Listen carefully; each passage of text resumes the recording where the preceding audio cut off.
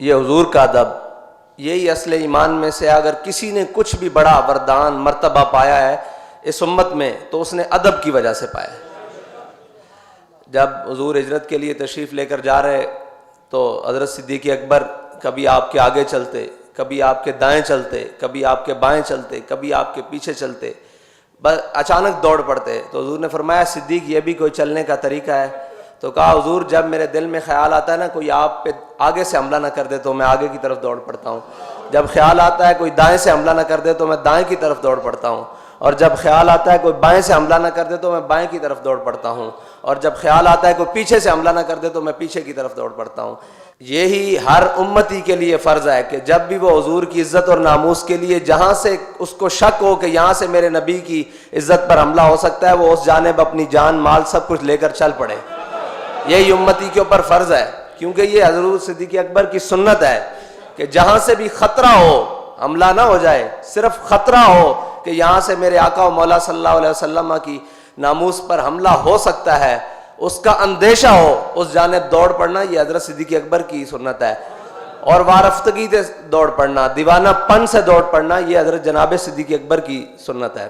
حضرت امام محمد سے کسی نے پوچھا کہ جناب آپ اتنے بڑے عالم کیسے بنے؟ آپ فرمانے لگے کہ مجھے خواب میں زیارت ہوئی حضرت آدم علیہ السلام کی۔ حضرت آدم علیہ السلام نے فرمایا بیٹا قرآن سناؤ۔ کہتے میں نے قرآن پڑھنا شروع کیا، اور پڑھتے پڑھتے جب میں پہنچا وَعَصَىٰ آدَمُ رَبَّهُ فَغَوَىٰ تو یہ آیت میں نے چھوڑ دی۔ جب میں نے یہ آیت چھوڑ دی تو میں پڑھتا رہا، جب میں نے ختم کیا تو حضرت آدم علیہ السلام نے پوچھا امام محمد آپ نے یہ آیت کیوں نہیں پڑھی؟ تو انہوں نے کہا حضرت میں نے، آپ اولو العزم رسول ہیں، میں نے آپ کے ادب کی وجہ سے یہ آیت نہیں پڑھی۔ تو حضرت آدم علیہ السلام نے فرماتے ہیں امام محمد کے مجھے سینے سے لگایا اور تمام علوم عطا کر دیے، یہ ادب کی وجہ تھی۔ اب حضور کی محبت اور صحابہ کا ادب، اس پر قبیلہ بنی عمر میں جب سید عالم صلی اللہ علیہ وسلم صلح کے لیے تشریف لے گئے، نماز کا وقت ہو گیا، مؤذن نے اذان دی، نماز حضرت صدیق اکبر پڑھانے کے لیے کھڑے ہو گئے۔ دوران نماز دو باتیں ہیں، ایک بات ہے کہ حضور نماز میں موجود نہیں ہیں، صحابہ کا خیال کدھر ہے، اور ایک بات ہے کہ حضور نماز میں موجود ہیں تب بھی صحابہ کا خیال کدھر ہے، دھیان کدھر ہے، نگاہیں کدھر ہیں، صرف دھیان نہیں نگاہیں بھی کدھر ہیں اور خیال بھی کدھر ہے۔ اسی لیے اقبال نے کہا تھا شوق تیرا اگر نہ ہو میری نماز، اس کا عملی نمونہ صحابہ کرام نے آگے پیش کیا، آپ سنیں۔ حضور دوران نماز تشریف لے آئے، اب صحابہ نے اپنی آنکھوں کے گوشوں سے دیکھا کہ حضور تشریف لے آئے ہیں۔ اب جب کوئی پیچھے سے نمازی، وہ تو امام الانبیاء ہے، نمازی کوئی آئے تو وہ اس جانب سے داخل ہوتا ہے نا، محراب کی جانب سے تو داخل نہیں ہوتا، وہ پیچھے سے آتا ہے اس طرح۔ حضور پیچھے سے تشریف لائے، صحابہ کو کیسے پتہ لگا؟ ہمارے قائد فرماتے تھے کوچا کوچا میں مہکتی ہے یہاں بوئے قمیص، اور یوسفستان ہے ہر گوشہ کنان عرب۔ تو کیسے پتہ لگ گیا آپ کو؟ حضور کی خوشبو آ گئی صحابہ کو، اور اسی خوشبو میں گم تھے کہ وہ کہاں ہیں۔ حضور نماز میں پہنچ گئے، اب صحابہ نے بعض ایسے ایسے اور بعض ایسے ایسے دونوں طرح تصویر شروع کر دی، تو اب حضرت صدیق اکبر نے اپنی آنکھوں کے گوشوں سے پیچھے دیکھا، جب دیکھا تو جناب رسول اللہ تشریف فرما ہو گئے، تو آپ اپنے مصلے سے نا پیچھے ہٹنے لگے۔ تو حضور نے فرمایا صدیق یہیں کھڑے رہیے اور نماز ادا کیجئے، مکمل کیجئے۔ آپ نے نماز نہیں پڑھائی بلکہ پیچھے آ گئے، اور پیچھے آ کے سید رسول اللہ صلی اللہ علیہ وسلم مصلی پر جلوہ گر ہو گئے۔ آپ نے نماز مکمل فرمائی، اور نماز مکمل فرمانے کے بعد جب سلام پھیرا تو حضور نے فرمایا صدیق میں نے جب آپ کو کہا تھا کہ آپ نماز مکمل کریں، آپ نے نماز کیوں نہیں مکمل کی؟ عرض کی یا رسول اللہ ابو قحافہ کی بیٹے کی کیا جرت ہے کہ وہ آپ کے مصلی پر کھڑا ہو۔ اللہ، یہ ہے وہ مقام جہاں حضور پیچھے سے تشریف لائے ہیں۔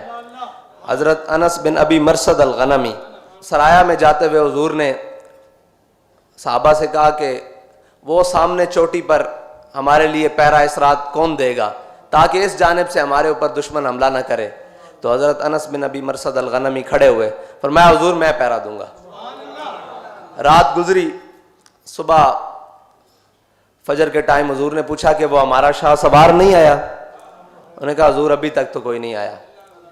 اب نماز کھڑی ہو گئی، اب نماز میں آپ کو پتہ ہے کہ جو نماز ادا کر رہا ہو اس کی نظر قیام کے دوران کہاں ہونی چاہیے؟ سجدے کی جگہ پہ نا.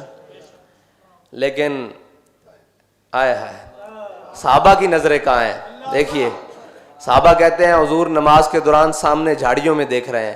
حضور تو جھاڑیوں میں دیکھ رہے ہیں، صحابہ کہاں دیکھ رہے ہیں؟ وہ حضور کی آنکھوں کی طرف دیکھ رہے ہیں. حضور پیچھے سے آئے، ان کا دھیان حضور کی طرف. حضور سامنے کھڑے ہیں، حضور سامنے دیکھ رہے ہیں، ان کا دھیان پھر حضور کی طرف. شوق تیرا اگر نہ ہو میری نماز کا امام، میرا قیام بھی حجاب، میرا سجود بھی حجاب. اسی لیے اقبال نے کہا مغز قرآن روح ایمان جانے دیں.